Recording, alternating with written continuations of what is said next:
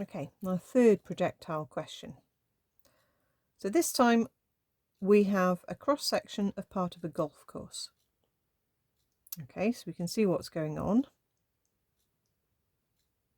says a golfer hits the ball at point A, so it moves basically up and down. That's all it means. Moves like a projectile, up and down, like that. Whee! Is it going to land in the pond? The initial velocity of the ball is v at an angle of 40 above the horizontal. The ball lands in the pond without bouncing. Okay, so splash. So it means it doesn't sort of like land here and then bounce into the pond. Okay. So find in terms of v an expression for the time of flight of the ball. So that's how long it's going to take to land, the time of flight. Okay, so let's list what we know. Vertically, we would resolve this around and stretch that angle 40 if we're pointing that v upwards. So that would be v sine 40. A is minus 9.8. Sometimes you are going to use g, but it doesn't mention g, so we'll use minus 9.8. Now the important thing here is it's gone up and it's come back down to the same height. So our total displacement is 0 vertically. Okay. And we can work out the t. Now we're not be able to get a number for this because we don't know v, but we can work out an expression to do with t. Okay. So if we say s equals ut plus a half at squared, we can say 0 is equal to v sine 40 multiplied by t, and a half of minus 9.8 is minus 4.9 t squared. It looks a bit unpleasant, but we've got a t there and a t squared. So let's take t as a factor.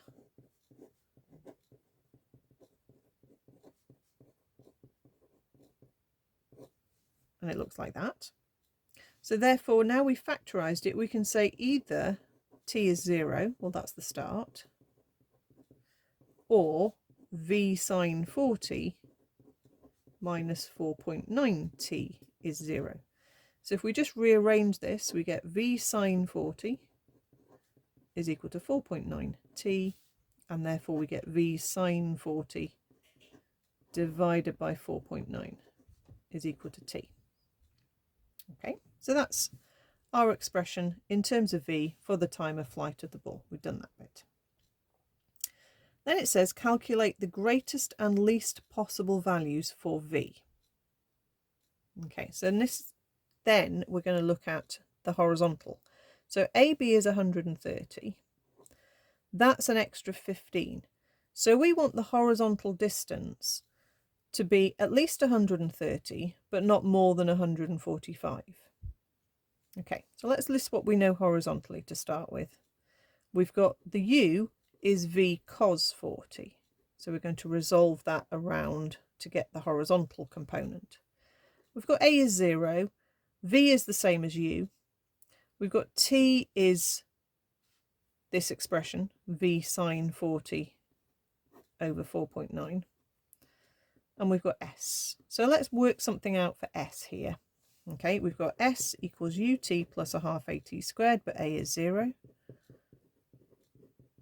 So cross that term out. So we've got s is v cos 40 multiplied by v sine 40 over 4.9.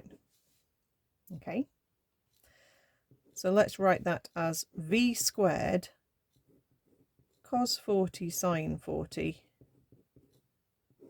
over 4.9. Let's just work that out. I can't see any benefit leaving it as those or trying to do anything clever with trig or anything like that. Let's just work out what's cos 40 multiplied by sine 40 divided by 4.9. That's about 0.1, but let's write it as 0.1005 just to be slightly more accurate. Okay, so remember I said that s has to be at least 130, but not more than 145. So if we put 130 here,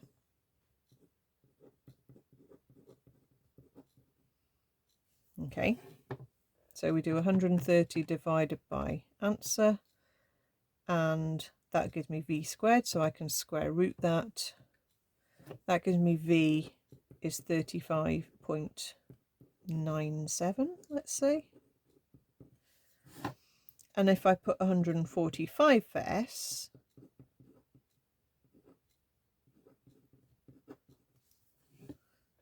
(145) divided by 0.1005, and then square root, gives me 37.98. There we go. Our least possible and our greatest possible, found by just saying S at 130 and S at 15, S at 145, and just working out what that gave us for V. Something that looked quite a daunting question if you just split your information up into horizontal and vertical. Okay, hopefully that will help you get through the question.